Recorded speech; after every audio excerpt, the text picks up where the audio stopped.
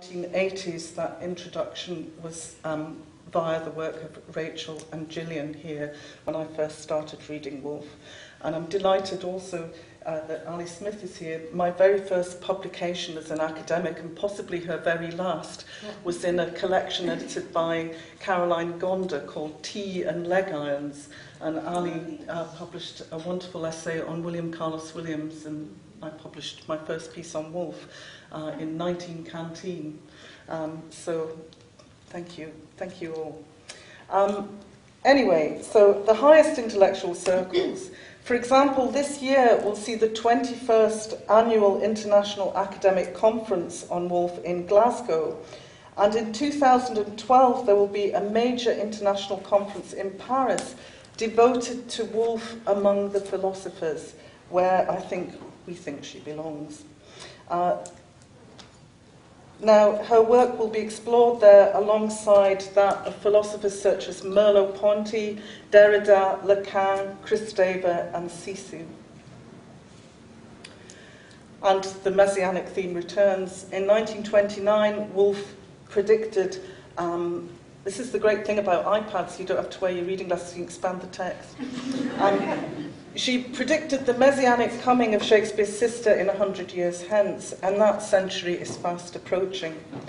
Already we see a rich Woolfian legacy in generations of writers, from Adrian Rich to Toni Morrison, Ian McEwan, Michael Cunningham, Kirsty Gunn, who's with us tonight too, and of course Ali Smith, and even more. And there are even writers who have dared to claim the mantle of Judith Shakespeare herself, rather than just have it thrust upon them. Jeanette Winterson is famous for reading that passage and saying, "That's me," which I celebrate as a glorious act of a woman claiming that kind of genius status unabashedly, and good on her. But there are many more writers and readers who clearly identify, and they're here tonight, all of you, identify with and participate in the collective and common literary life that Woolf understood to be more significant than any one individual or absolute subject of writing. In the first decade of the 21st century, readers of Woolf may read her work on the page, online, on an iPad or an iPhone, on Kindle. Her writings have been adapted for theatre, film, radio, opera, and dance. Who knows what new forms of reading and performing Woolf the next 90 years hold in store. Whatever the medium, Woolf is always and already participating in the writing and shaping of our possible futures.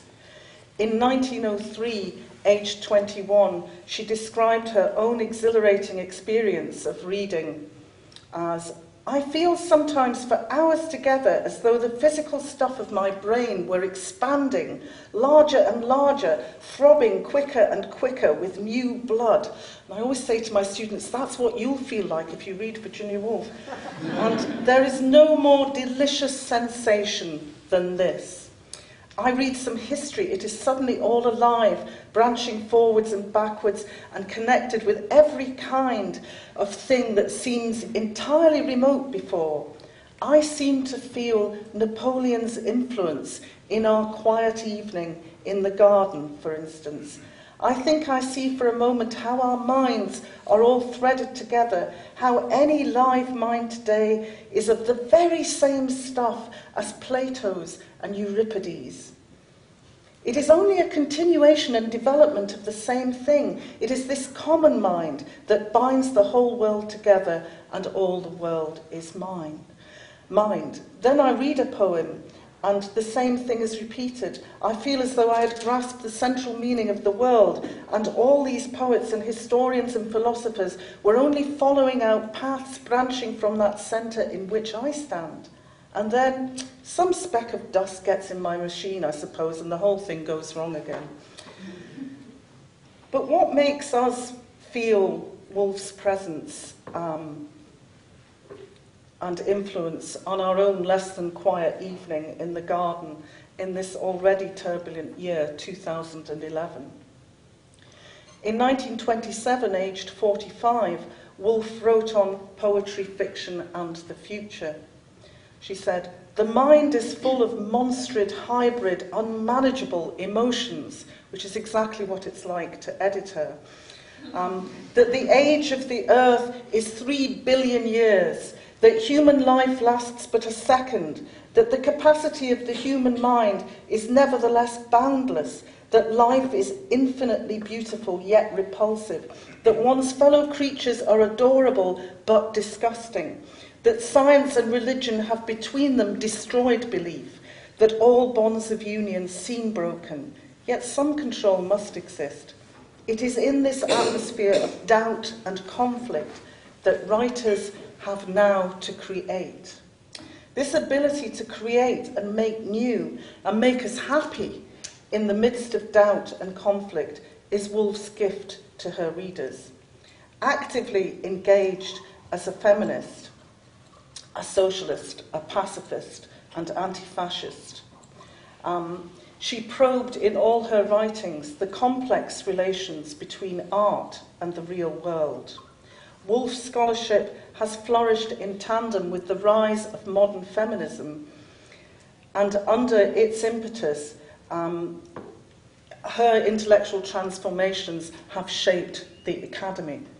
Woolf's writings have been studied, that is, with increasing attention in universities since their first publication, but it is testimony to the revisionary force of her works that they are now studied in universities by the very outsiders to such institutions that she first championed. Even if her egalitarian vision for school and university entrance still remains far from realised. And I do hope Nick Clegg and David Cameron are listening. This is Virginia Woolf in 1940. Money is no longer going to do our thinking for us. Wealth will no longer decide who shall be taught and who not. In future, it is we who shall decide whom to send to public schools and universities, how they shall be taught, and whether what they write justifies their exemption from other work.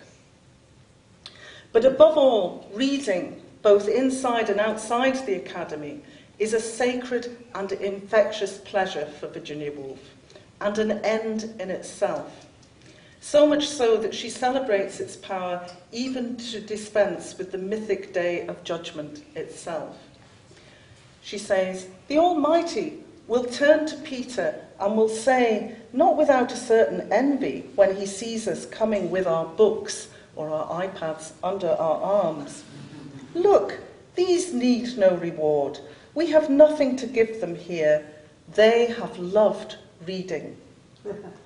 A declared atheist, Woolf resisted all notions of final judgment, religious, literary, or political. We understand this Cambridge edition of Woolf's writings as continuing and not capping the ongoing processes of reading and rereading her work. We hope our fellow readers will recognise, in making use of it, the shifting processes and conditions that are implicit in following instincts, using reason, and coming to conclusions about Woolf's work, if only temporary ones. For, and to quote Woolf finally, "Who reads to bring about an end, however desirable?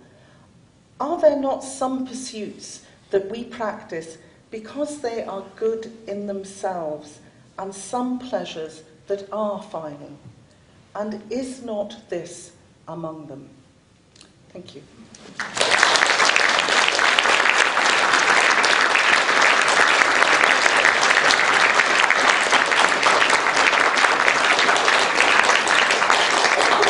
Ladies and gentlemen, in the centre of Bloomsbury, come join us for a drink to celebrate the first two volumes in the Cambridge edition of the Works of Virginia Woolf, to celebrate the inspiring general editors of this edition, Jane Goldman and Susan Sellers, and to honour the work of the individual volume editors, Michael Herbert, Anna Snaith, and the recently arrived David Bradshaw.